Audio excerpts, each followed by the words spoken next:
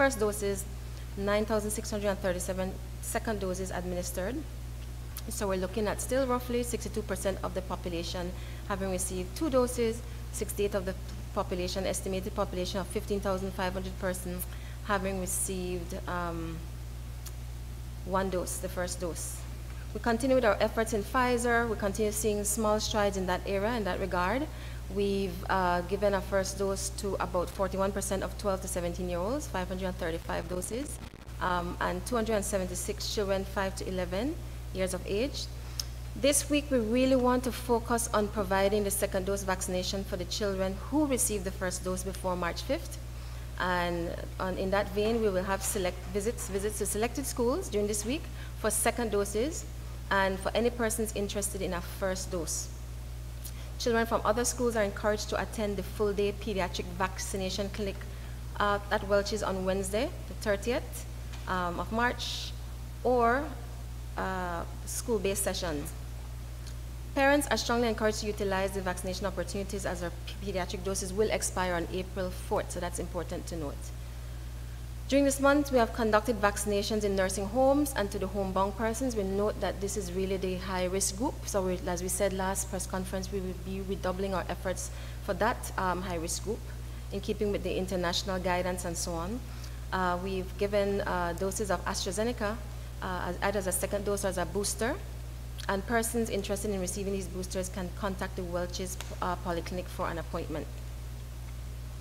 Now for the AstraZeneca first, second doses or booster doses, that will be at Welch's Polyclinic, Tuesday the 29th of March from 9 a.m. to 10 a.m.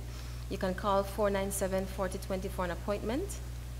And then in order to organize a home visit for elderly or homebound persons, that will also be Tuesday, the 29th of March. Please call 497-4020 for an appointment.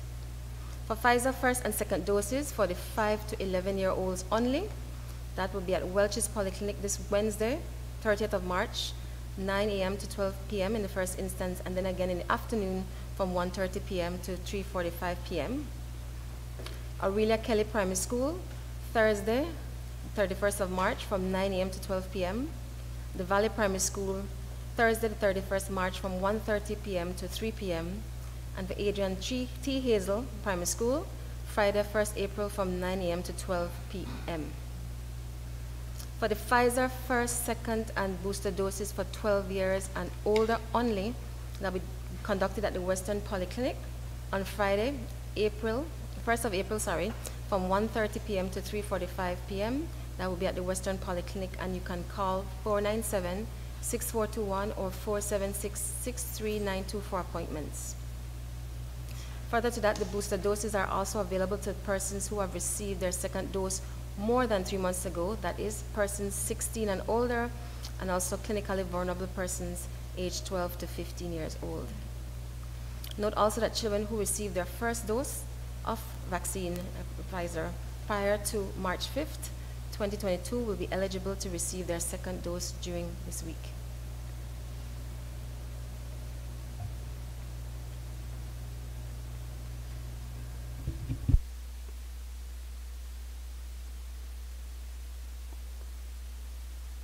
What's the waiting time for children who had tested positive before they can get a first vaccine?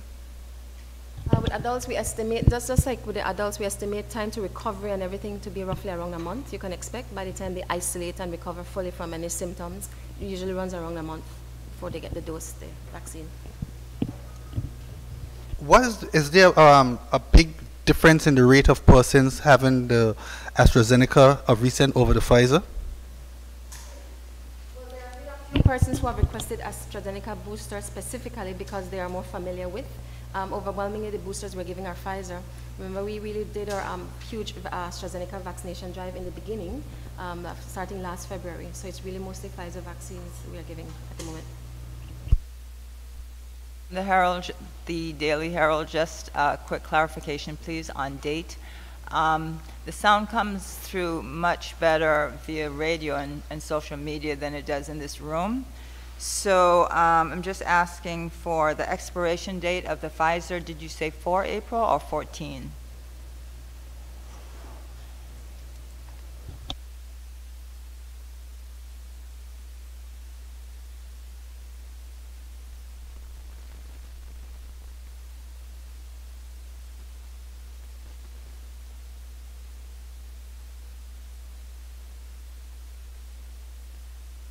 Well, yes.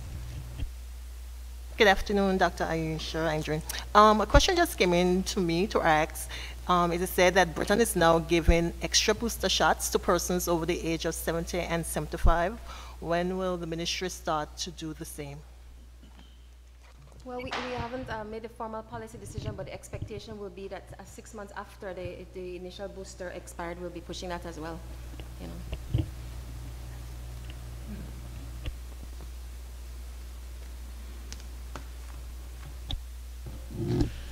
Okay, we did, and thank you, Dr. Andrew.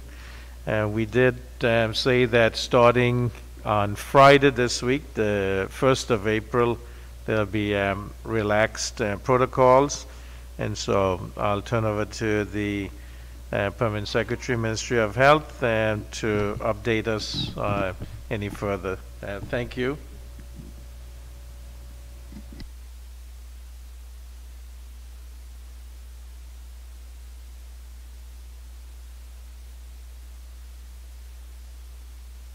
Thank you very much, Premier. Of course, as we mentioned last week, there are some procedures we're going to relax on Friday of this week because of our epidemiological situation in Anguilla and because of how we see things trending worldwide. What we have seen worldwide is, even though there may be an uptick in some positive cases somewhere, some places, the severity of disease and hospitalizations and deaths have decreased, mostly because of high levels of vaccination, but certainly because the virus itself may be, and I stress may be, because these things change. Viruses change all the time, and of course we have to continually do the research and read and ascertain what's happening. But we certainly believe that the severity of the disease has increased, most likely because of vaccinations.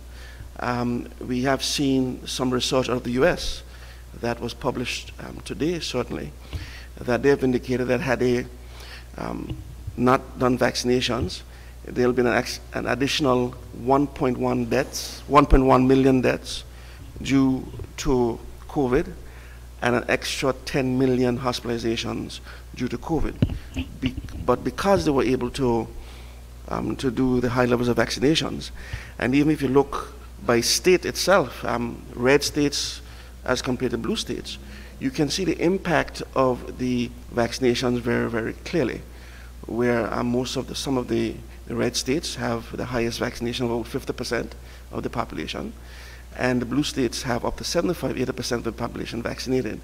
And certainly the differences that you're seeing in the risk of death and risk of hospitalization is incredible when you look at the statistics of these two different types of states, types of political background, type of political philosophy in the same country. In the same country, some of these states are bordering each other side by side, but because the messaging has been different, because the uptake has been different, they have certainly a different epidemiological profile in terms of the COVID pandemic right now, in terms of deaths and in terms of hospitalizations. So we certainly have looked at that, and we have also looked at the resources that we have in Anguilla, and we've certainly looked at the way we think we can project our resources going forward. And we've looked at a couple areas where we think we can certainly relax our protocols, most likely in terms of people coming in at this point in time, because we have determined that there are certain groups that pose a less risk to us. And in addition to that, we have to ensure that our economy works. And I must stress this. I mean, we can't get around this at all. And every time I mention this, and every time I get a chance I mention this, because we cannot have healthy populations if we don't have a healthy economy. They just go hand in hand, and I don't want us to miss that message, because if you look at all the countries who do not have healthy economies, economies that can sustain themselves. If you look at the health services of those countries, and you look at the capacity of the people to eat healthily, and to buy medications, and to pay doctors and nurses, and to get a proper education, whereby you can rationalize certain stuff and make certain decisions. And those countries, some of them are war-torn, and some of them have difficulties in making a good economy. But if you look at the countries themselves that have a vibrant economy, countries that plan for health, countries that plan for retirement, countries that have a good education system, those countries themselves have good health levels because persons have access to care. So you cannot divorce a healthy economy, a healthy standard of living from a healthy population. So I want us to recognize that one of the reasons why we're trying to relax some of these entry protocols is because we have to ensure that in addition to protecting our populations, we must have a healthy economy. We simply cannot divorce them, and I want that message to go across very clearly, because it is indeed important we marry the benefits of the economy with regard to our health status. So what we're doing in order to sort of stimulate travel, stimulate persons to come to Anguilla, we are reducing most of the entry requirements for persons who are vaccinated. We are removing the portal for those persons who are vaccinated. So everybody 18 and over who are fully vaccinated or who are boosted will not need to apply on the portal to come to Anguilla. Once you've been vaccinated with 2 doses or 1 dose, depending on what vaccine you have, once that is more than 14 days, or once you have been boosted subsequent to those 2 vaccinations, you no longer have to apply in the portal to come to Anguilla. You simply have to show up to the airline or to the vessel, to the airport or the seaport, show your negative tests, and the 2 negative tests that we use are the PCR within 3 days or the antigen within 2 days. You show that negative test along with your vaccination card or your booster card, and you can board the airplane or boat to come to Anguilla. Once you get to Anguilla, if you have been vaccinated, fully vaccinated and boosted, vaccinated less than 6 months, or boosted, we do not have a time limit on the booster. Once you have been vaccinated with a primary series less than 6 months, or you have had a booster, you'll not be tested upon arrival. You would simply show your card to the health team, and then you'll be allowed to leave and continue the way. However, if your primary doses have been more than 6 months, whether it's your 2 doses of Pfizer, AstraZeneca, Moderna, or the single dose of Johnson or whatever, if those have been done more than 6 months, you still will be considered fully vaccinated.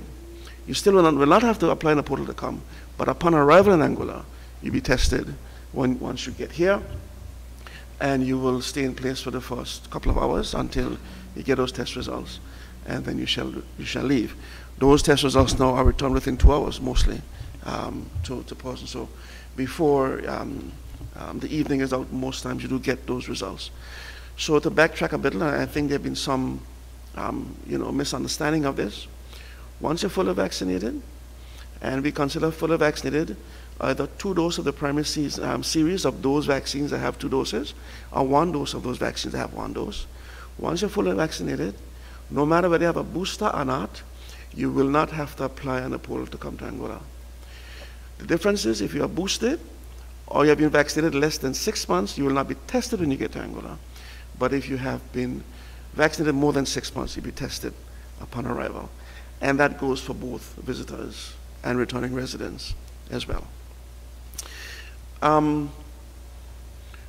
We have removed the exemption for persons who are pregnant, because now most pregnant persons have access to vaccinations. So we're now requiring pregnant visitors to be vaccinated as well. Unvaccinated visitors and returning residents will be required to apply on the portal and come to Anguilla. They, of course, will have to quarantine for 5 days. We've reduced the time for vaccination the time for quarantine for unvaccinated persons to 5 days. And as we indicated earlier on, for last year, we have been looking at this, and we have been gradually reducing the quarantine time, depending on the status of the pandemic in Anguilla. and depending on the levels of vaccination. So you will see for persons, initially we started at 14 days, we went to 10 days, we went to 7 days for some persons, and now for unvaccinated persons, it's 5 days. For unvaccinated returning residents. You still have to do your pre-arrival test, whether it's a PCR or an antigen test. You'll be tested upon arrival, you'll be placed in quarantine for 5 days, and the cost of that is $100 just for the 2 tests, the arrival test and the quarantine exit test. We will no longer be monitoring people in quarantine. People now have to take a personal responsibility to ensure that they follow the rules of Anguilla. I think we've been at this 2 years now. However, if persons do abscond quarantine and they're caught, they will be prosecuted in accordance with the law. While you're in quarantine for those 5 days, you still have your red band on.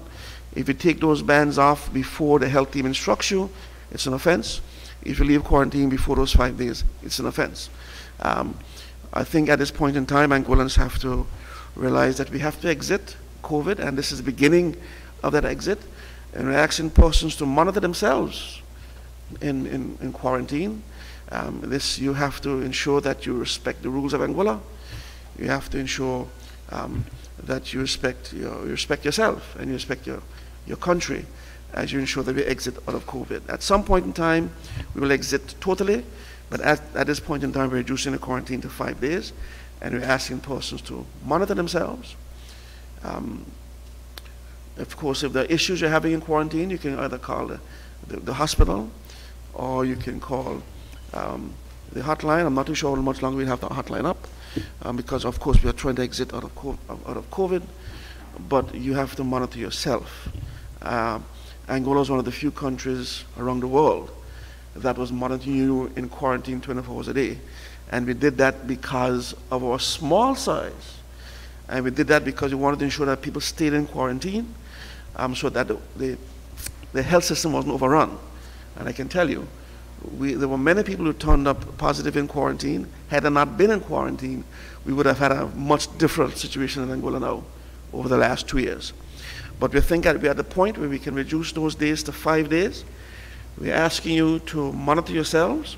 We're asking you if you do develop any symptoms or any feelings of sickness, you can report those to the hospital and you will be able to get assistance there. For persons in quarantine, the cost will be $100 for the tests as well, your entry test and your exit test, and that's it. We certainly, as I indicated before, we're now requiring persons to monitor themselves in quarantine. Persons who enter Angola without a proper documentation, that is, if you jump on a plane and you come to Angola without a negative test or without a vaccination card, in particular if you're a visitor, you'll be asked to leave the island once you arrive here in Anguilla by the health team.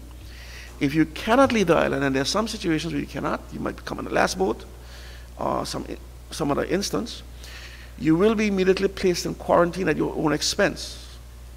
You would have to pay the government of Angola $200 for the PCR test that we're going to put on you, because we have no status on you. We don't know where you're coming from. Well, of course, we probably find out where you're coming from, but we don't know your health status at that point in time. So you'd have to pay $200 for the test to come into quarantine, and the test to clear quarantine, in addition to any fines that may be levied on you through the judicial system for coming to Angola without the approved test.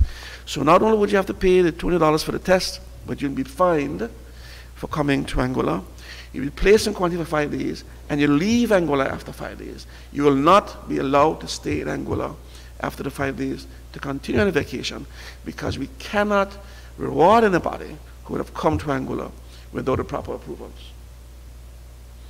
So the message is, you will be asked to leave. If you cannot leave, you'll be placed in quarantine. You'll be placed in quarantine for 5 days. You'll be charged $200 and you'll be fined. And after those 5 days, you'll be asked to leave Anguilla. You will not be able to stay or continue any vacation.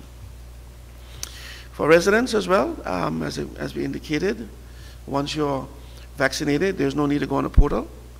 You can simply show up at the airline with your negative test and with your documentation for immunization, and you can come to Anguilla. Those residents who are not vaccinated, the portal will remain open for you at least for the next 3 months until we look at things going forward. We're going to make decisions on a 3-month basis to ensure how we continue to move out of COVID. So those returning residents who are not vaccinated, you'll be required to apply on the portal to come to Anguilla. You will then be giving your entry certificates, and then you will quarantine for 5 days. The cost of those tests for 5 days will be $100 for the 2 tests for entering quarantine and for leaving quarantine. One other point I'd like to make about visitors before I move on to the final steps on returning residents.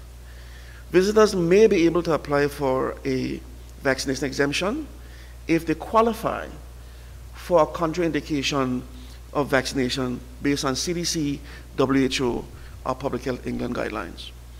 We'll be strictly using those guidelines for the contraindications, so you simply can send a letter indicating that you can take the vaccine. We would use the contraindications as indicated by WHO, CDC, and Public Health England to grant you that exemption. Those persons must apply in the portal to come to Anguilla.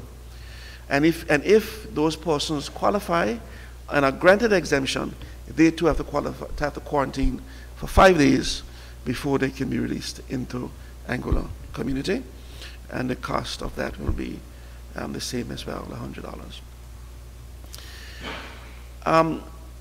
Finally, with regard to children under 5 years old who are traveling with residents who are fully vaccinated will not be required to quarantine. If you're under 5 years old and you return to Anguilla with fully vaccinated residents, parents, guardians, or whatever, you'll not be required to quarantine, but we will do a 4-day test after 4 days to check on the child's status. So Premier, these are the major policy changes. We will be releasing something more detailed later. I know the Governor and yourself, you should be releasing something as well. And there will be a detailed release from the Ministry of Health to correlate or to coordinate with your release. Thank you, Premier. Thank you very much. I think that's significant lessening of the restrictions and certainly going in the right direction. And you did say, you know, we're certainly going to the point where we know we have to live with COVID, and you know, people have to take personal responsibility, following the hygiene measures, respiratory measures, but getting vaccinated to protect oneself and those around, and also knowing that, you know, there are restrictions everywhere, and those who are vaccinated are being shown having an easier chance of entering countries, traveling, being able to participate in events. And this is essential so that we can curb the spread of this virus. So thank you. Any questions from the Secretary or the Chief Medical Officer? Mr. Rogers, you made mention of persons to be exempted.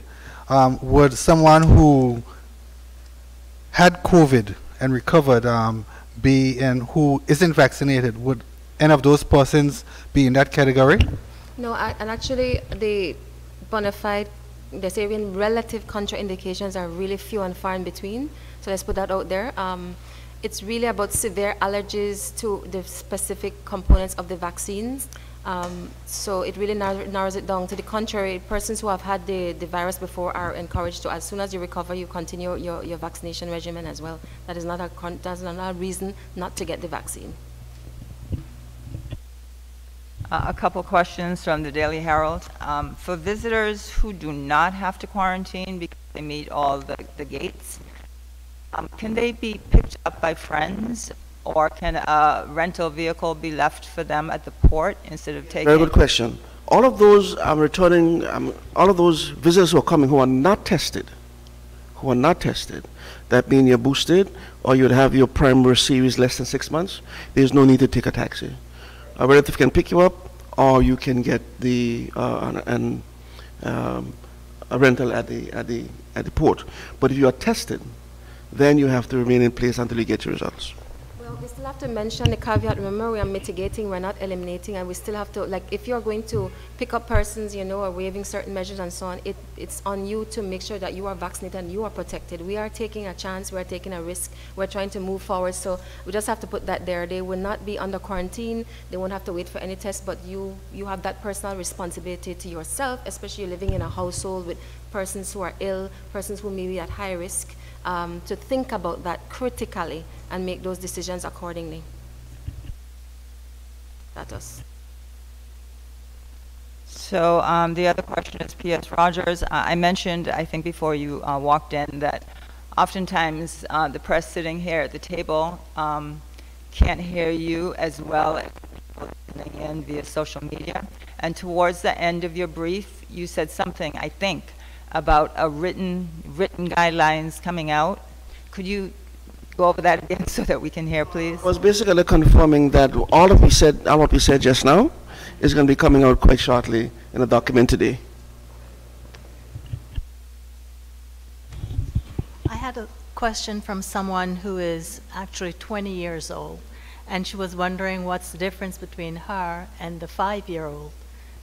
In terms, she's not vaccinated, but she said a 5-year-old wouldn't have to quarantine. The difference is the 5-year-old has no opportunity to be vaccinated. Simple as that.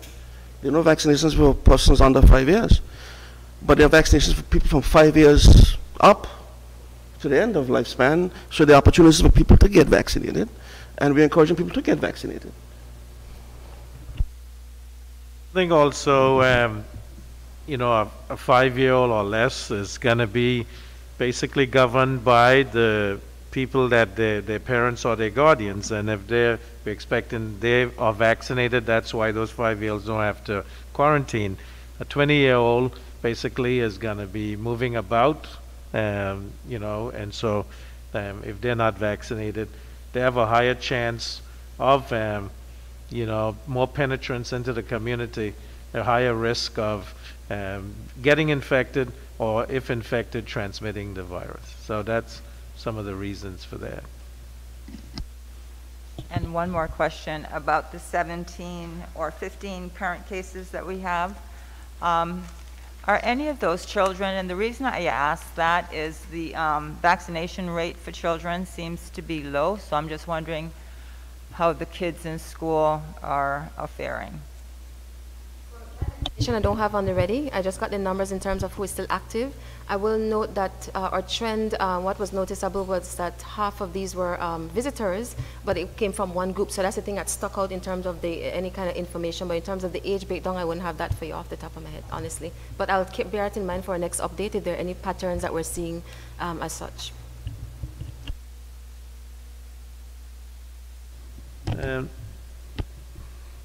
P.S. The question is, what about the wearing of masks? So. Premier, thank you for the reminder. We have been, we are making some changes in the wearing of masks as well. As of the 1st of April, the wearing of masks will become voluntary. In other words, we are still recommending, we will not mandate it. There will be no regulation in Angola requiring the wearing of masks. Whether you're indoor or outdoors, that mandate will drop. However, we will be requiring persons to look at your risk profile. And if you feel you're at risk, then you can voluntarily decide to wear a mask yourself. Or if indeed a business decides that it prefers that persons entering that business or institution wears masks, they can make those determinations as well. What we are recommending is that certainly if your business does not have natural ventilation, if your business is certainly closed, and your business does not have the opportunity for a natural cross ventilation, then your business can recommend certainly that you wear masks. But we're dropping the mandate for a couple of reasons. And I often mention this, humans are not designed to wear masks. I mean, it is something that we use if we have to. It is something that we use if a pandemic is not under control. It's something that we use when all else fails. There may be a need at some point in time to put back in mask mandates if we have to, if we find that our levels, our incidence rates, and our prevalence rates are so high that it is a mechanism for controlling infection. Of course, we'll reinstitute it. But based on the low levels of numbers we're having, based on what we see in Angola right now, we think it's time to drop the mandate and ask people to wear it voluntarily if they decide they want to do that. Thank you very much. Any other questions for the health team?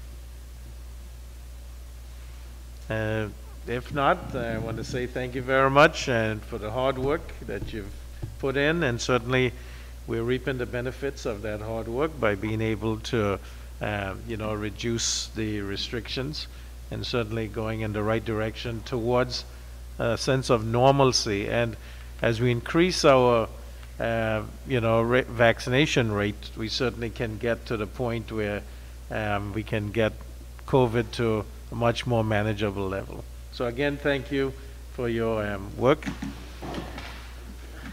Thank you. I'll go to the Minister for Social Development and Education. Thank you very much. Good afternoon, everyone.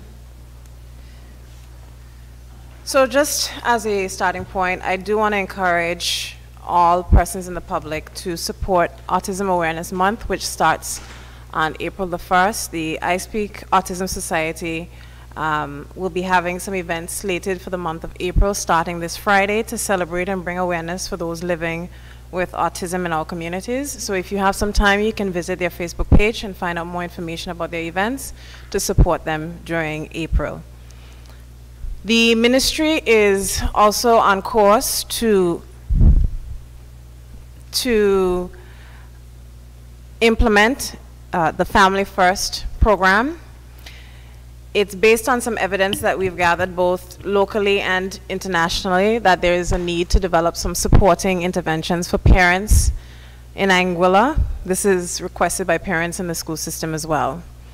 So the Ministry of Social Development, and in particular the Community Services, PANA and PAVE, engaged in some consultations on a strategy that will strengthen the protection associated with families, to improve their knowledge, the skills and confidence of parents, and to help to improve relationships for a positive environment for growth and development. There's a lot of research that indicates that working with parents to provide early interventions to support healthy physical, mental, and social development for their children has long-lasting positive effects on their all-round development, including their performance in schools, their relationships with others, and their productivity well into adult life. So not only are these early interventions long-lasting, but they are also less costly than repairing problems that develop as a result of delayed or damaged development in our children. So we've undertaken a process to establish this Family First program as a means of creating more support for families in the Anguillan community. And this program will also lay close beside our PSHE strengthening. So we're doing some development and strengthening of our PSHE curriculum and programs to ensure that we take a proactive approach to dealing with conflict and other social problems in our schools. And my last update really is in relation to a much debated topic, which was Sports Day, last Sports Day. I know that there are a lot of mixed feelings about Sports Day and the announcement that was made, and it is not something that the ministry wanted to make. The considerations weren't centered around the COVID situation specifically, but consultations were held and information was submitted to the ministry, which were used to make the decision in relation to Sports Day. And a number of circumstances that I wanted to bring to your attention in relation to this decision begin with the fact that we spent the majority of our first term in online learning. Now I know, and it's well ventilated, that online learning had many, many difficulties, and many parents were complaining about the online learning platform. And first term is usually our term when we're able to do a lot of the theoretical learning, because term 2 is completely and directly given to sports. Because of the impact that we've had in first term, we decided to look to see how we can do some learning recovery during our second term. And at the end of first term, the decision was taken to cancel most extracurricular activities, not just sports day. So a number of the schools indicated that they had a number of concerns about the hosting of sports day. We tried to see whether or not we could push it back to July 2022. As you know, sports day is usually within February or March of each year. But there were a number of issues that came to the fore, indications about lack of time to prepare, the impact on examinations, as our 5th and 6th form students will be preparing for external exams, the impact of COVID infections on students' health. I don't know if many people are aware, but we have had a number of infections in our schools, and some of our schools are indicating that it is having a longer term effect on our students. And then there is concern about whether or not our students, or the decision is taken into consideration the need to ensure that our children remain healthy, which is remaining that they have physical exercise. The students are required to take part in physical education every week, and there is the focus on student well-being, but we have in the primary school system looked to see how we could incorporate some novelty sports days within the schools themselves so that they can still get the chance to engage in some physical activities. So our focus really is on our students' well-being, and this also extends to our high school, where we'll still be having a limited amount of sporting events. So that's the update from the Ministry of Education. If you have any questions, I am open.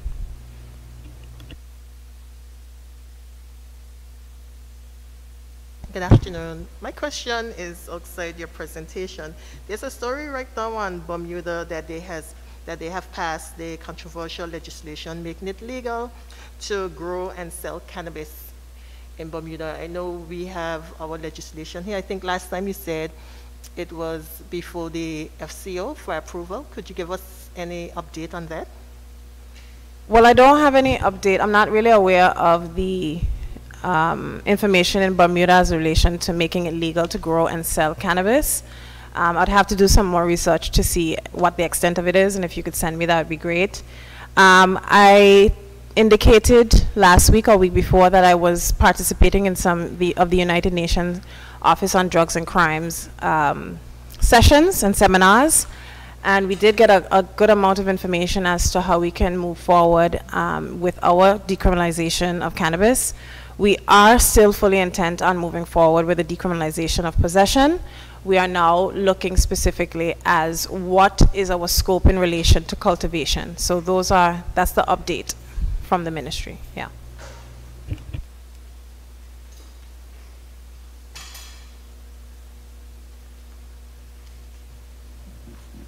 There are no other questions for the minister. I want to thank you, Minister, for being so detailed, and thank you for the work we're doing, and just wishing for Autism Month that we be cognizant of those who deal with persons who are autistic, but also helpful, help as we go along, that we know that they serve a purpose in society, and treat with respect. I'll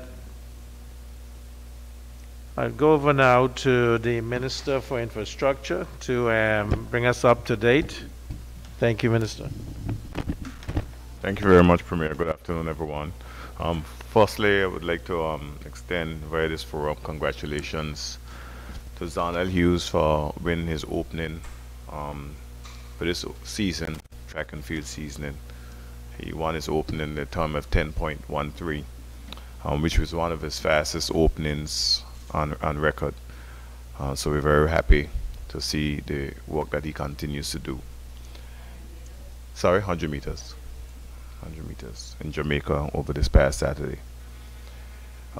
As you know, we and I'm sure the minister is going to speak to the upgrades at the People's Market. Sorry, you know, I'm a soft-spoken person, so forgive me. At the People's Market, the paving of the parking lot and what have you. The work on the Valley Main Road continues. The entire road is paved, and now they will be doing one sidewalk adjacent to the post office, Anguilla post office, and then it should be almost completed. There's some remedial work as it relates to the paving stones that has to be completed, and that is the only thing that will be outstanding. So hopefully by next week everything should be wrapped up, but we're still on target in terms of the opening of the Valley Main Road for vehicular traffic, so that is good. On the airport road, the work continues. The lights, water, electricity, Anglic, everyone has been on their flow to ensure that their fiber optics and their water lines were not broken. We did manage to break a water line, but that was quickly repaired. But we are down to where we ought to be, and then they will build back the surface and compact that surface, and then they'll be moving forward towards the lining up and the paving of that road. So we still have a 6-7 weeks target date from the commencement, which was last week Wednesday. So we're very happy about that. The airport, as you know, some weeks ago we had announced that on the 17th of March we started work to remove some poles in the Tanglewood area that was flagged by American Airlines, and those poles have been removed, and it will increase the capacity to another 2,000 pounds, which means a number of persons will be able to fill those seats that are prohibited from being filled due to weight requirements. So those lines are going underground, and we have to thank the FCDO who funded that project, Anglic for their cooperation, Flow, and the Ministry of Finance for their support in ensuring that this work is done. As you know, we spoke to the airport master plan. Public document will be ready hopefully at the end of this week for the airport master plan. As you know, we said earlier that one of the priorities for the airport master plan was the passenger terminal. That is very important because based on our projections, tourism is expected to increase by some over 10% over the next few years. So in order to facilitate this, we'll have an immediate need to build a new terminal. So we are very advanced as it relates to the whole layout and what it looks like, and hopefully we'll be able to move forward with that before the end of this year. We have a medium-term expansion which will be targeting the A220, the 175, no, Embraer 175, no, Embraer 190. As you know, right now we facilitate the Embraer 190. With the 175, sorry, with American Airlines.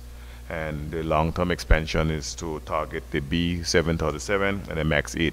But that's long-term plans. That's nothing that's going to happen within the next year or two, or maybe within the next 5 years. Just to give you some passenger movements, and I first must apologize to the persons who called me over the weekend because of the jet traffic. I received a number of calls complaining about the number of planes flying over their homes, the noise and what have you relating to that. So I just want to apologize to the people, those persons in North Hill, Water Swamp and Ray Hill, Churchill area that were inconvenienced due to the noise. But in terms of passenger movements, Blowing Point, we had 30 passenger movements in Blowing Point over the weekend.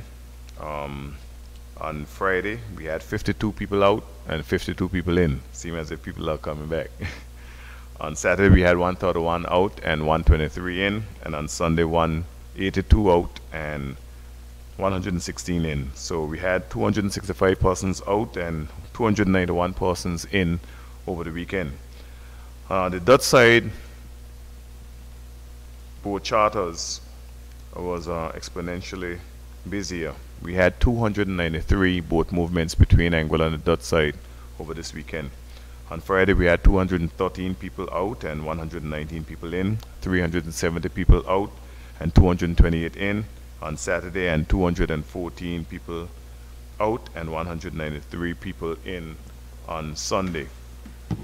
So we had a very busy weekend as it relates to the Blowing Point Ferry Terminal. So it shows that even though the airport, the aerodrome has increased its importance or development, the Blowing Point Ferry Terminal and the ocean taxi still remains extremely relevant. It's going to be a key player as we move to grow the entire economy, both by air and by sea. Just quickly, the Blowing Point Ferry Terminal is moving along well. We were there again on Friday of last week, touring the facility, and it's moving along well. The beams that we saw earlier in the week are already installed, and those beams are to ensure that there won't be any pillars, columns inside of the building, so that you have a clear and unimpeded view of the mountains, ranges, and St. Martin. So we're very happy as it relates to that work. And just quickly, we hopefully within the next few weeks we'll have some vehicle and road traffic regulations that we'll be able to bring to the public, and also in terms of public consultation, and also to pass those regulations. And those are related to child seat regulations, seat belt regulations, vanity plates, personalized number plates, and driving under the influence. Also, we are working on legislation relating to the classifications of ground transportation. So you'll have the taxis and you'll have the luxury transportation sector. Right now, any person can put a C on their vehicle and just run gypsy cabs, more or less. So we're trying to regulate that sector as well. So if there's any questions, feel free. Related to the taxes, are there plans to increase the taxi pool to accommodate guests coming into the island? Well, there are plans to increase the taxi pool. The Tax Association, the Commissioner of Police are designate from the Anguilla Tourist Board, Permanent Secretary in the Ministry of Infrastructure. That is the organization that approves taxi licenses, and right now there are literally almost 200 applicants before them. And of course, one of the things that will be considered is first come, first come. You know, there are some persons who have been waiting over 10 years to be granted a taxi license. So that is something that is being considered by the association, by the transport board. Yes, you just mentioned the commissioner. It seemed as if you heard that the commissioner used to be the chair of the board, and then later it switched to the PS. What is it now? Because you just mentioned the commissioner. It was always the commissioner. Legislation did not change. So the commissioner chairs the board. Yes, but the commissioner usually designates that to the deputy commissioner. Okay. So the deputy commissioner, for the most part, chairs that board. But I know some years ago, maybe 3-4 years ago, we did hear that it had switched to the Ministry of Infrastructure. It's still chaired by the Commissioner of Police. That's why I'm asking, because it seemed, you know, yeah, those are comments out front seem to be that it's political and that you have to deal with the PS. So I thought it was changed. But the PS is non-political, so even if the police... you know, politics come into play if you have to listen to the minister. So, well, the PS and the minister is not the same person. Well, you know, if you have something and you want it to go through, you're going to speak to your PS in order to get results. Well, okay. That's the notion. All right. The hot topic is Anglic. We know we had the chairman on the air responding to your comments, and then we had Mr. Jibril Lewis on this morning. Is there any way of reaching a common ground on this issue? I'll be honest with you, I have not listened to any of them. I have not listened to any of the comments by either the chairman or Mr. Lewis, Mr. Hodge, so I really can't comment on that. But what I do know is that we are open to have discussion with them at any time. We have dropped things on their requests. As a matter of fact, since the load shedding, there have been requests for meetings by both Mr. Hodge and Mr. Martinborough, and Mr. Lewis, and we have granted those meetings at every time, on every single occasion. We have the last correspondence we had was relating to the fuel surcharge, and we are still to meet on that, but we are open to meet with them at any time. And the board is saying they are waiting on government to meet. They say there's still a chance to have a conversation with government to discuss the increase in surcharge. And we welcome that, absolutely. If they want to meet after this meeting, we are open to that as well. But we are open to meet with the Board of Anglic at any time. We don't want our acrimonious relationship with the Board of Anglic. That is not something that we have. But the historical feature of Anglic, it has been acrimony between the government, whatever government it is, and the boards. This is not something that we want. It's not tenable, and hopefully we can have a great relationship as we move forward. But once again, when you listen to some of the board members, you're saying it's difficult to have a meeting with government, but you're saying that you're open to have Open, absolutely. It's not, I mean, under the Anglic bylaws, any member can call for a meeting.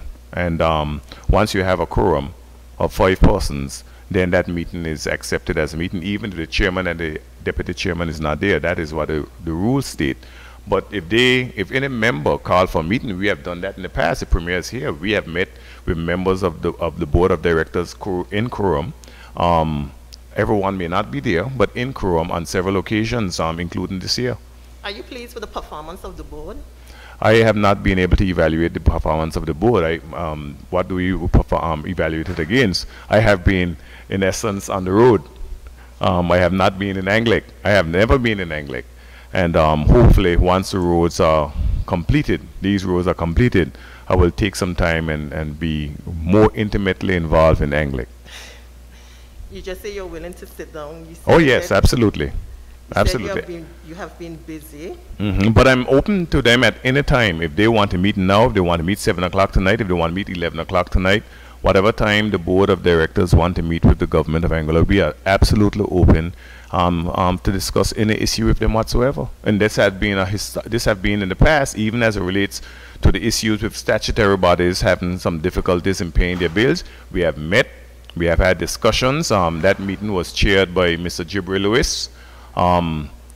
Relating to that, and we had that meeting. Out of that meeting, we were able to grant funds to the statutory bodies to help pay the electricity costs, because the central government of Anguilla, did not owe Anglic, but there are statutory bodies that had difficulties, and it is commonly known that after that meeting with Mr. Lewis and other members of the board, we were able to remedy some of that. Including full payment for the Anguilla ANC Post Authority and a partial payment for the Water Corporation of Anguilla. As a government representative, what would you like to see from Anglic at this moment? I would like to see a great running company, a company that incorporates the God-given energy, which is renewable and reusable sources of energy, a company that is financially viable, a company that can offer affordable electricity to the people of Anguilla, and a company that is well run and well managed. That is what I would like to see as it relates to Anglic. And I believe that is shared by the members of the board of Anglic. That view, that vision is shared by the board of Anglic. This is my view. Unless they say contrary, then that's what my view is. And I believe that view is shared by everyone at this table. I know some time ago, Dr. Webster, you said government is looking at ways to reprieve, to find ways to alleviate, the financial burden on the people of Anguilla. And the members are saying they are open to having discussion about this surcharge, because that is due to come on stream April 1st, and we have GST coming on stream in July. What do you say about that? I share the minister's, view that we do want to see a well-run company. I have stated in writing and verbally that Anglic is a vital asset to Anguilla. Anglic has a monopoly. That monopoly has another almost 50 years to go. This company should be doing well. And, I know that fuel costs have gone up, but Anglic is making mitigations for that. We have not required Anglic to pay the environmental levy to government, the 7%. That expires the end of this month coming. And we are willing to sit down and discuss if that is necessary to extend that. We have, given money to the statutory bodies, Water Corporation and S.A.F.E to pay some of the arrears. We are willing. It was the same day that it was announced that they wanted to raise the fuel surcharge to 45 cents. I wrote an email to the company saying I was available at their convenience for a meeting. So, to hear it being stated that government is not available, we can only go based on mutual agreements of time, date, and where to meet. And so far, since then, which is now over 10 days, I have not received any correspondence stating that when the meeting could be set up or asking for availability. I think it is incumbent on the company, the board of directors, and the government of Anguilla to get together to make sure that Anguilla continues to be a viable company. But the other things that I stated last week, and I've said previously, is we have asked for the financials. We have asked for the cash flow, and I think that we're entitled to that as the majority shareholders.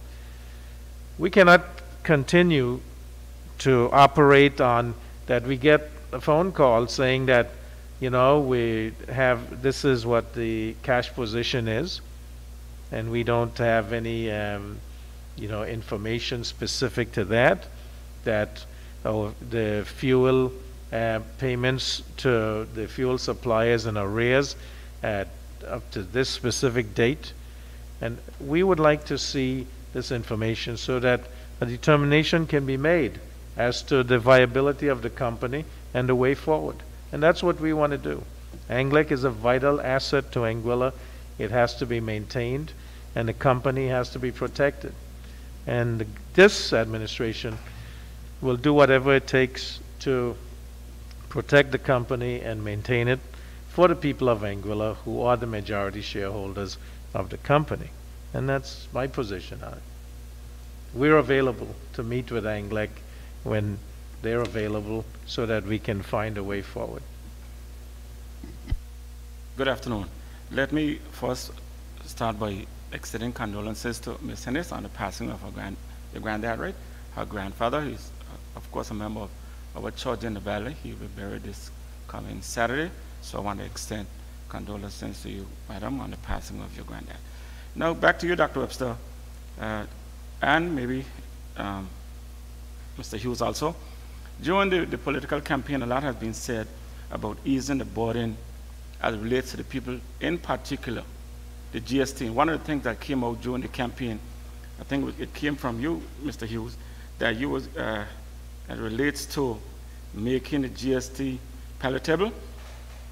The question, sir, what changes have been made since you came to office to assure the people of Anguilla that the GST is more palatable now? And Dr. Webster, a question to you at the same time. When will you make the Castello report available to people of Anguilla? Do you have a copy of the Castello report? Thank you, and I too would offer condolences to Ms. Hennis. So we have said that we want to, add some relief to the people of Anguilla. One of the things that we are doing right now is we make contact with the fuel suppliers. The Ministry of Finance and the Department of Customs have gotten together and are working out a way that we can reduce the effect of the fuel tax. We're also looking at how we can reduce the impact of the rising cost of food.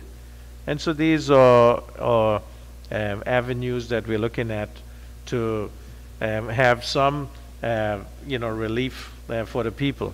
In terms of the GST, when we came and met the GST as it was written, previous budget said that the GST rate would be about 17.5%. We have worked along with the IMF, CARTAC, to get the rate at 13%, which is one of the lowest in the region. We have done zero rate GST for essential food. We have put in a zero rating for the first 130 kilowatts of electricity. We have exempted fishing, farming, and manufacturing from the GST. We have also made it so that we're looking out for those who are vulnerable. We have exempted certain parts of education and healthcare services have been exempted. And so the GST that was right, and also service charge will not be, that's exempt from GST also. These were all, when we came in, this is what was presented to us, and we looked at it and wanting to alleviate the impact of it on people.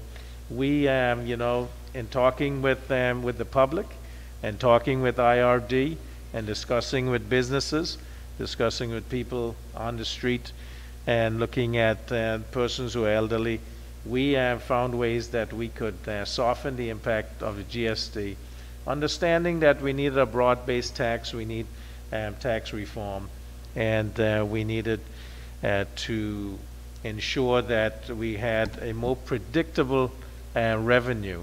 And that's what the intent of the GST is. Perhaps unlike the other countries in the Caribbean who are highly dependent on agriculture, we have a problem here in Anguilla because almost everything that we consume is imported. So when as it relates to the 17 versus the 13, those persons are in a still much better position than us because we have to import practically everything that we consume here in Anguilla. And that is why, even though you're going down to 13%, it will still be a challenge for the people in Anguilla. So the question that we propose to you now is if the government of Anguilla isn't in a position to meet the demands, at the end of the day, what would be Plan B for Anguilla under your administration, sir? I don't understand the question. Are you asking about if I guess you're expecting to derive a certain amount of money from the GST. Yes. If at the end of the day you don't get that money in, what would be Plan B for the government? Well, I don't want to answer the hypothetical, but certainly these numbers were arrived at after consultation with the IMF, after looking at the historical data in Anguilla. If we don't meet those, well, certainly we can't know what will happen. There could be another pandemic, there could be hurricanes. There are lots of things that are possible. And when we get to that, part of the road, then we will deal with it. So it could be a government shutdown too, right? No, anything is possible. You can't predict the future. I only making a suggestion or assumption that it probably could be a government shutdown too because the people can't pay and they are still required to pay. Then you're going to create chaos and confusion in the 35 square miles. So anything as I said, we will, deal with those eventualities if we get there. But this numbers, the rates, the threshold were based on looking at historical data. Very good. Concerning the Castillo report. I have not seen it. Minister, have you seen the report? One. No, I don't. But you told me you have one the last day, so don't tell me again. There are two Castillo reports, right? There was an initial Castillo report that was done renewable energy integration. That has been widely circulated, not only to us as government, but previous two governments. The AUM administration was conducted under the AUM administration. Right, and that is the one that's not only distributed widely. Everyone is aware of that one. So you're not aware of the newest Castillo report? Then there's another Castillo report. Castalia was hired to look at the amalgamation of water and electricity. Now I have been briefed on more than one occasion from them, but I have not had a report in front of me at this time. You got an idea? Sorry? What? Yeah, you have no idea as to what is in it? Yeah, I do have an idea because they briefed us. They spoke of the challenges of merging water and electricity. They spoke of all of these challenges. There obviously is two different companies. One company is totally owned by the government of Anguilla. One is majority owned by the government of Anguilla. That in itself poses one of the challenges. Well, the other challenge is a liquidity of each company. Each company has its weaknesses, and some of them have their strengths. Water has a lot of potential for growth. Anglic has limited potential for growth based on the fact that so many persons are now going towards renewable from an individual standpoint. So these are some of the things that have been discussed in the briefings, but the report itself, the report is going to help to shape what we want to do. Now I want to say this, right, because a lot of people have been speaking about a proposed merger of water and electricity. This was agreed in the medium-term and economic fiscal plan for 2021. It was supposed to be in place by January 1st of 2022. It's not in place, and I am not sure it'll be even in place for January 1st, 2023. Because there are challenges, and there have always been challenges, because as much as we say change can't wait, we still are resistant to change. We're even resistant to the Valley Main Road, you know? So my point is that when we do these type of consultations, it's to have an objective view, a non-political view, a non-partisan view. So here it is. That is our goal. Our goal is to merge water and electricity. But the Castelli report, based on their recommendations, we may say, no, you can't do it based on these recommendations. So that is going to shape our view. So if they come back and they say, listen, this is too difficult, too cumbersome, too challenging, it'll weaken the companies, then we have to back off.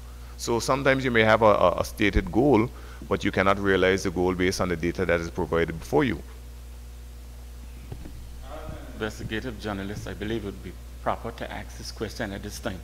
I wasn't aware, I wasn't from the beginning, but I think it's fitting to ask it. It is my understanding, Team AUM, that APM. APM, where did that come from? Team APM, that a large sum of money in the region of like some $200,000, I don't know if a US or EC, is owed from the team to a company that persons who were in Anguilla assisting you all with the campaign.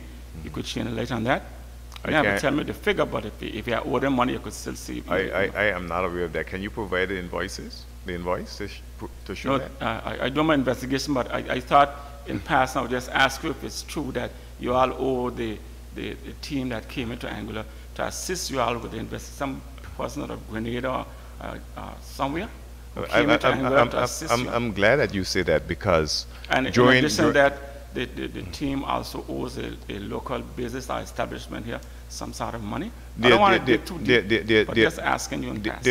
There's no secret that we do have some outstanding invoices here in Anguilla. But here's the thing, and it's good to know that, because if we were financed through Four Seasons and all the other entities that you're saying that we are financed through, we wouldn't have an outstanding bills. No, I rejected. So the Anguilla Progressive Movement's campaign was solely financed by the members of the Anguilla Progressive Movement and no external sources. So yes, it is, and it is not unique for any campaign anywhere in the world, including Anguilla historically and today, that campaigns will still owe some outstanding invoices. That is no secret. It has been ventilated by one of the vendors even on the radio station. So it is common knowledge. We do have outstanding invoices, and we're paying our invoices. But it is going to take some time, because we're not millionaires like you, Elkin. The other thing had to do with the fact that probably could have been one of the reasons why the government has asked for the reinstating of the 15%. So my question then is, and this across the board for all the members who are here, at an average, how much money was spent in the constituencies that you all represent after receiving that 15%? First and foremost, before the election campaign, I was asked on several occasions if I were to be elected, if I would cut my salary, and I said unequivocally no. During the election campaign, I said we will not, and you know this too, Elkin, I said we will not cut our salary if I was to be elected. After the election, I said the same thing. Now, the government of the day, which I am part of, decided that it will continue with the cuts of the salaries. I'm part of the team, and if I'm part of the team, I go along with it. I go along with it, kicking and screaming, but I go along with it, and I support that position. But once they came to an end, I made it clear. Now, if you want to know how much we spend in our constituencies, I'll tell you this. And you spend in your constituency, everybody can answer for themselves. I'll tell you this. Many of us, in some instances, spend more than the salary in our constituencies and around this island. On several occasions, it happens a lot, you know, and everybody on this table can tell you that this has been the case. I've known politicians who have retired from politics who came into politics with a few dollars in their back pocket and left politics broke. All right? So this is not unique. We have a small community with people with needs, and even when people are working, you know, there are a lot of requests for the salary, and a lot of times that request is met. Now, it is no secret that we all do so, you know, and that includes myself. Okay. A question to you again, Dr. Hughes. And it's a lot more than 15% too. Okay, and then I'll go over to Dr. Webster on one question. I'm going to finish for the day. Why do you persist in calling me Dr. Hughes, though? Honorable, sir. Carry on. Hayden Hughes. During the campaign of 2010, there was an issue out there concerning a large percentage or amount of monies that went to St. Martin as relates to purchasing of aggregate for something to do with in development in Anguilla. You were in opposition then. The Honorable Curtis Richardson was then in government as Minister of Infrastructure.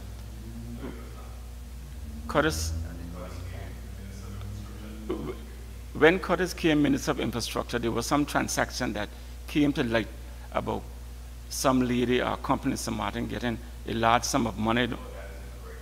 No. Was never involved as Minister of Infrastructure in any aggregate, and I will not allow you to speak untruths about Mr. Richardson. So, whatever happened, there was some transaction relating coming out of Public Works Department, and it is believed that monies went out from NBA then. You as Minister of Infrastructure, you might be in a good position, if you haven't yet, to probably tell us what you know concerning this transaction. Because these are monies that went out of Anguilla that, of course, me and other persons like me and you have to be paying back. All to come as part of the cost of government. And I don't think if the large sum of money went to St. Martin for aggregates and it didn't come back, the government of Anguilla should find some way to redeem that money. That's all I'm saying. And in addition to that, it is believed that at some point in time there were even reports of water being stolen, people stealing water, and in this things continue to be said. Nobody have been brought to trial, nobody have been brought to court for these. So why these things continue to be said when there is no evidence of people stealing water? Now, I'll answer your first question, your last question first. The government of Anguilla is not a prosecuting entity. That is for the lawmakers, the law enforcement and the courts to deal with. That has nothing to do with the political directorate whatsoever. There's a reason why there's separation of powers between the judiciary, the executive, and the legislature, even though we can say the legislature and the judiciary are intertwined. Be that the legislature and the executive are intertwined. Be that as it may, as it relates to the aggregate, Mr. Richardson, Curtis Richardson, was not Minister of Government when that $60,000 was sent to St. Martin to a ghost company for aggregate. As a matter of fact, that occurred back in 2008 and 2009 and thereabout, when Mr. Richardson was a special advisor in the Ministry of Home Affairs under Osborne Fleming. And Mr. Richardson has already accepted responsibility through an audit, the internal auditor, way back almost a decade ago. So that is where it is at. But at the same time, the government of Anguilla is not a prosecuting entity. The government of Anguilla does not prosecute people, does not arrest people, does not charge people. And we cannot engage ourselves in that sort of behavior and actions. I have a question about tax, but it's not GST. There's been talk that there's quite a bit of uncollected tax in Anguilla, property tax, so on and so forth. So, Premier, I just wondered how that's going in terms of scrubbing, how much is still owed across the island, and what steps, if any, are being taken to try to collect. Thank you. We all know that when we came into government in June of 2020 that the arrears were about $56 million. And that would be for, uncollected taxes, fees, etc. The IRD has been tasked with, pursuing those arrears. It is one of the conditions of the MOU for financial aid for COVID relief that was signed by the former administration on June 11th of 2020. And in that, it said that there needed to be a debt collection policy, and also that legislation had to be developed for prosecution, or where these would go to court as necessary. IRD has been doing a good job of pursuing this, and so far they have brought down the arrears, and right now the arrears are in the probably about $45 million. Of that, $24 million is in property tax that is owed. Now we do know that the IRD has also put in place some policies where we're trying to get people to pay. And so if persons pay down some of the arrears, and then they've been reducing the arrears. We have also persons who pay in advance, they're getting discounts. And so these are things that are being done to try to bring down those numbers. We do know that at some point we have to look at that very critically and determine what is collectible and what is not. But I remember September 15th of 2020 when we had the meeting at the Rodney MacArthur Ray Auditorium, and someone in the audience got up and said, if government was able to collect what was owed on the street, we would not have to impose certain increased fees and taxes. And I agree with that, the type of numbers that we need to meet, and what the GST has to raise, if we were able to collect some of the arrears, and then these things could be considered differently. But we are now past that, because there are persons who feel that it is their God-given right not to pay taxes, to live free.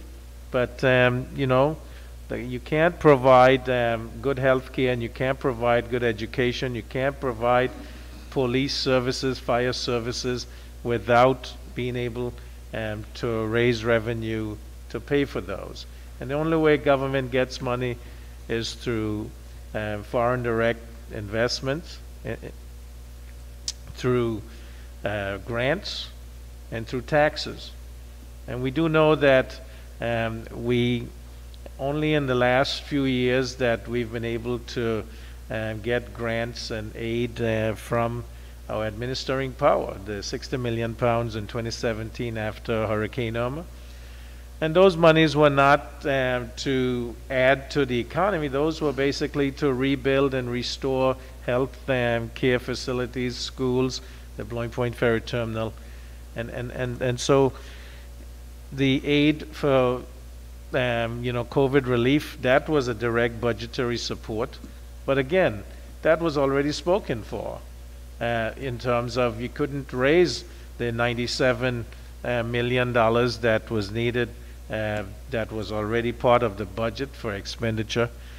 And now so we have not been able to say, have the type of economic, progress that is necessary. Ever since 2008, 2009, the global financial crisis, the banking crisis, the banking resolution, which increased our debt by $332 million to try to shore up the Social Security system, the Hurricane Irma, Brexit, where we lost access to EDF funding, COVID-19. I mean, if you can see, all of these shocks have really put us in a position. And persons have to be responsible. You want a country to work, we have to pay for it, you know, and we have to make the sacrifice. And sometimes we think that, you know, don't do this because the money will come from somewhere. Well, where else is it going to come from? You know, we cannot go hat in hand all the time and say to the British, you know, we want this, but we're not going to do anything to help ourselves so that it paves the way to make it possible. And that's the thing that bothers me. You know, I hear on the radio, you know, persons talking about, oh, you're taking these handouts from the British of getting the Valley Main Road and now the airport road, and, you know, the resurfacing of the airport, and, you know, paying for the airport master plan, getting the £4 million a year for the next 3 years for economic resilience. And then they're saying, yeah, you're taking handouts, but what are the other options? What is the option when you come in and you have a country that was over $600 million in debt when our GDP before Hurricane Irma was $900 million? So you basically had debt that was almost, you know, it was basically 3/4 of your GDP. And then you have a hurricane that wiped out the country, where you had 90% demolition of our residential and business facilities were destroyed, with the GDP over 100% of our GDP in damage. And then they said, well, don't accept this from the British. Well, then what do? You turn to China or Russia, you become a colony of those countries anyway. And we see what the impact that has in Africa and some of the islands and countries here in our region. And so I say that it's better to, you know, be hand in hand with a devil you know than one that you don't. Thank you very much. Dr. Webster, last week we were all in briefing when news of Mr. Roberts' resignation was announced. I'm sure you've had time to read and digest it. What is your response to some of his comments in terms of some of the key supporters feeling like they were sidelined, discarded, and he also made mention that he does not really think that government is practicing good governance? You know, the Minister for Social Development and Education said a little while ago, family first. So in every family, there are, you know, there are disagreements. And I would just like to say that there is a disagreement at this point in time.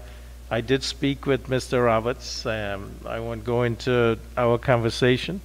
I want to thank him for his time with the AUM and now with the Anguilla Progressive Movement. He was a valuable asset. He chose to do other things, then you know, I wish him well in whatever his future endeavors are. But just to say that, you know, I think that, you know, this administration is doing an excellent job under the circumstances. And, you know, this team has worked hard, continues to work hard for the people of Anguilla.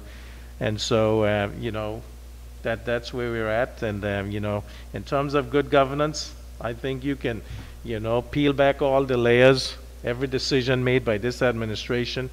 In terms of being transparent, I think that, you know, it's like looking through glass. And I can't say that about previous administrations. So thank you for the question. And certainly, you know, I wish Mr. Roberts the best in future endeavor.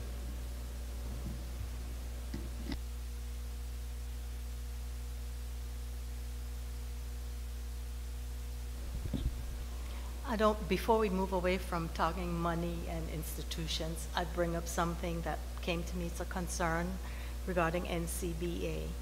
It's a government bank-owned institution, yes? Okay.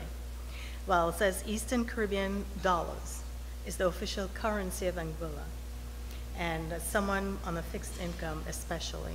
She has an EC account at NCBA, but NCBA uses, the funds from her account are being converted to US currency when she uses a debit card to do transactions. So in essence, she's forced to buy U.S. currency at a loss, I guess, to her, to complete a simple and straightforward EC transaction. Is this an issue of regulation, or how can it be addressed? No. You know, I think, as we know in Anguilla, US dollars and EC dollars are exchanged regularly. I don't know the specific instance that you talk about, but certainly you can have US accounts at NCBA, EC accounts at NCBA, and there's no you know, required conversion. If the person had US dollars and was doing transactions US, then they should be straight dollar without there being a conversion factor. If they have an EC account and they're converting the money to US, then certainly there is a difference in terms of what the rate is.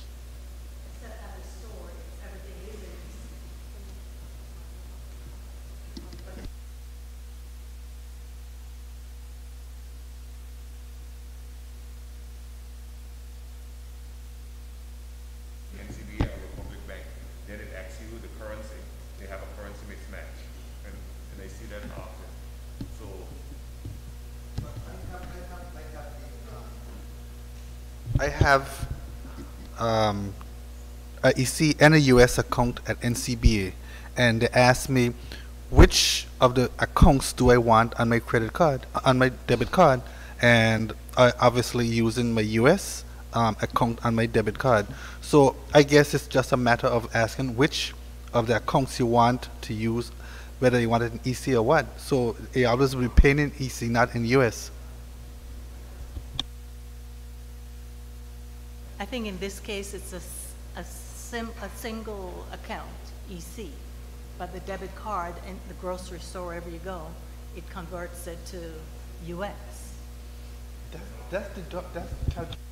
They can check with the bank on that, because, yeah, that's an issue that the bank can certainly find a solution for that. The minister wanted to talk a little bit more. You had another question? No? Yes, the minister wanted to follow up on something raised by Felicia a little bit earlier. Yes, Felicia, I just had a chance to look at the passage of the cannabis bill for Bermuda, and I realized that although the bill is on paper, it has not had assent because the UK has not agreed to the passage of the act. So even though the House has agreed to pass the act, the Foreign and Commonwealth Office have not assented to the piece of legislation, and that is the likelihood of anything going forward here. But the difference being Bermuda and Anguilla have two very different constitutional arrangements, so they don't have the same relationship with Executive Council as we do. But they do still have to wait on the Foreign and Commonwealth Office for assent. So it's a little bit different, but they'll end up in the same situation in which we are in eventually. I do want to also extend condolences to your family. And just to piggyback on the minister really quickly, to congratulate Zarnell, but also to thank Ms. Shara Proctor. She has connected our athletes here locally with the Commonwealth 100-meter gold medalist, Louise Hazel, and she's given some donations to the Athletic Association. They have been able to rely on her constantly for donations, and I would like to thank her as well on behalf of the ministry. Thank you very much. Before we get to Minister Hodge, which we are running out of time, one thing that is bothering me is this illegal sand mining. And I can say in the last week, I have been approached by several persons who are very much concerned about illegal sand mining, especially in the Savannah Bay area, and the land that was bought, that is to develop the Savannah Bay Project.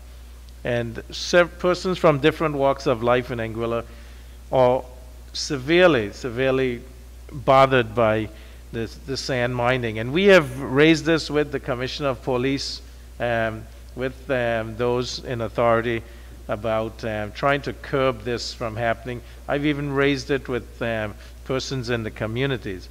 This is illegal, it is dangerous, and it needs to stop. And at some point, there has to be some way. There is legislation against sand mining. There are fines for sand mining.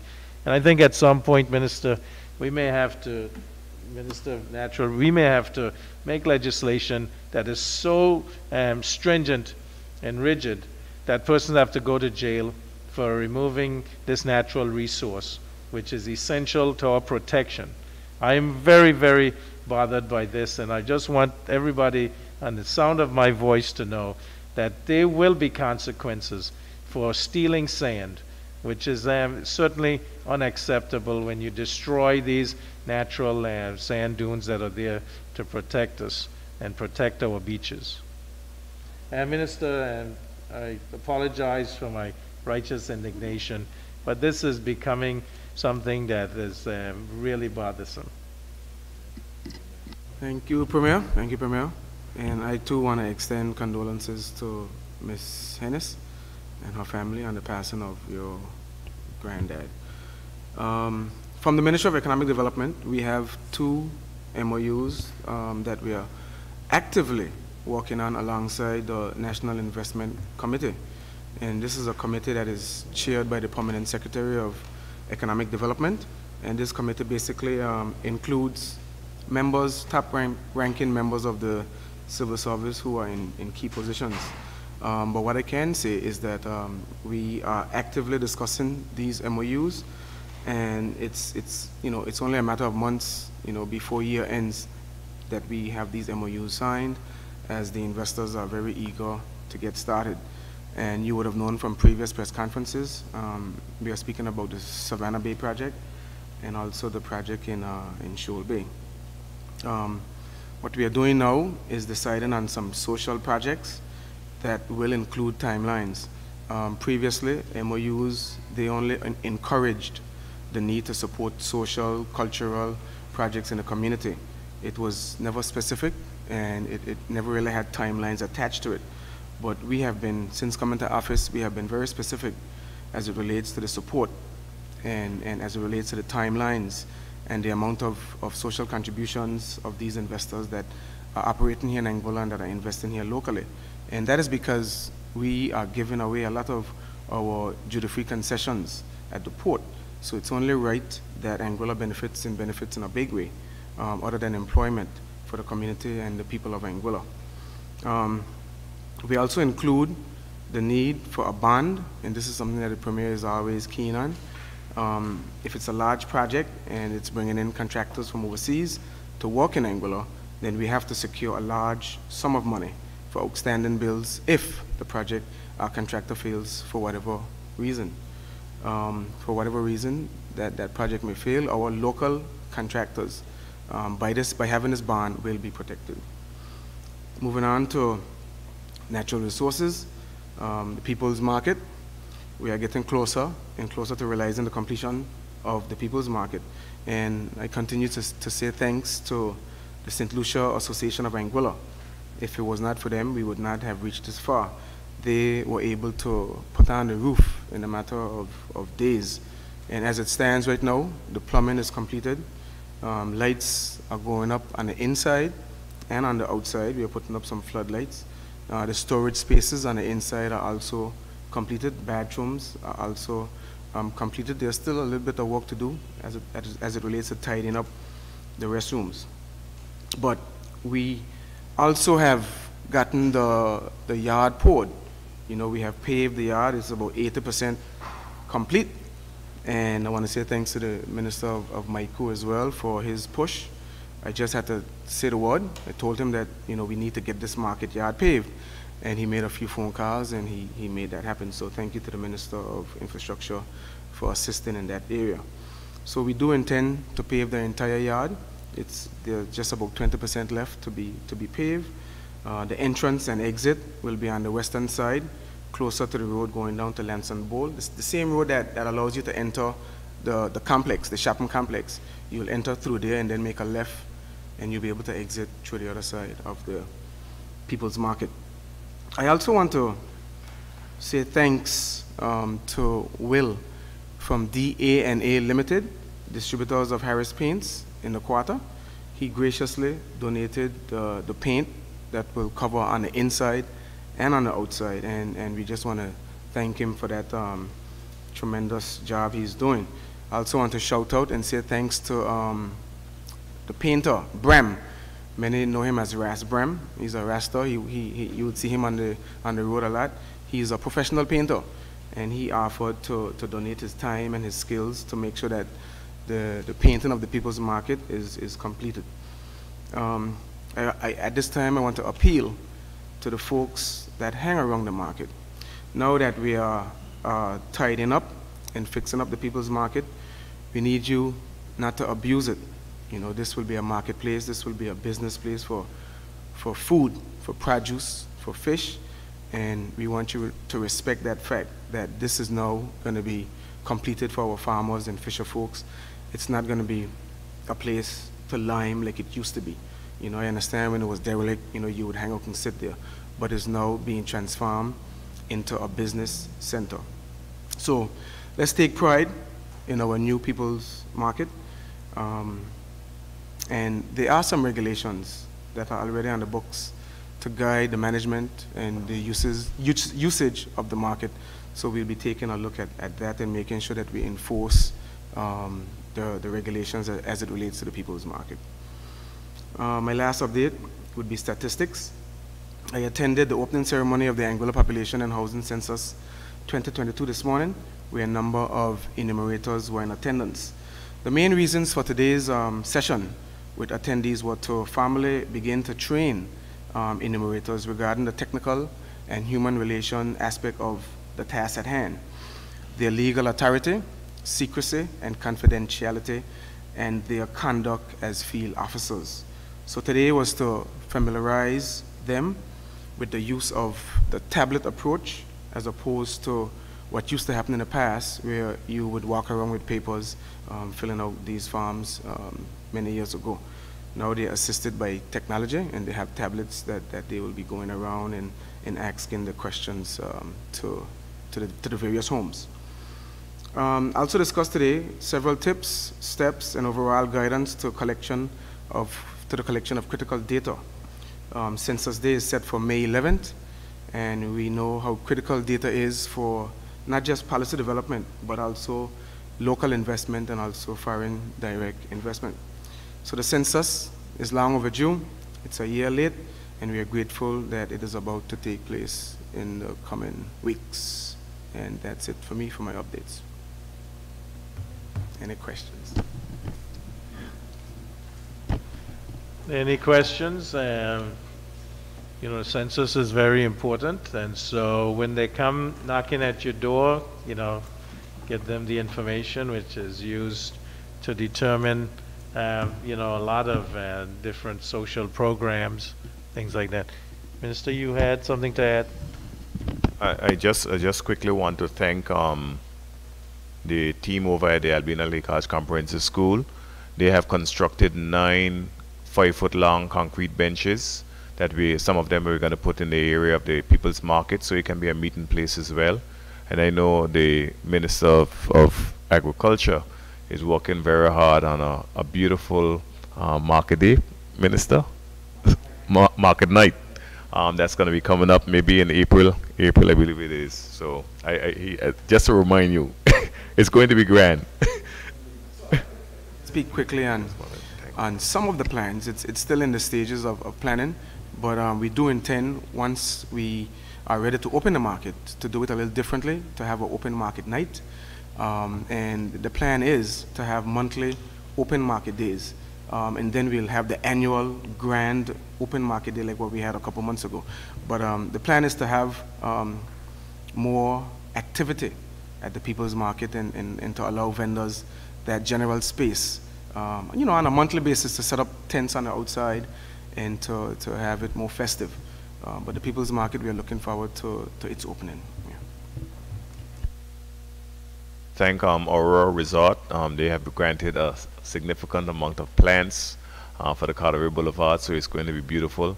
And as you know, we also want to thank those entities that have existing roundabouts, Flow, that continue to maintain that roundabout, NCBA on the far end, and Capjaluca in South Hill. The other 3 roundabouts, we'll be announcing very soon who they'll be going to, but rest assured they'll be going to entities who can maintain those roundabouts over the long haul. Also, just quickly, the Honourable Premier tasked us with the restoration of the Island Harbour Pier, and the wood, the green heart for that pier is already ordered, and it should be on island shortly so we can restore the damage that has been done to the Island Harbour Pier. And the Honourable Ministerial Assistant, Mr. Merrick Richardson, has called for a meeting to discuss the rehabilitation of the standing ground pier, the small standing ground pier, and that meeting should be done this week as well. So there's a lot that is going on, and sometimes it slips us. I want to thank everyone for your time today, your patience, and for your questions. I want to thank the ministers for being here, the ministerial assistants.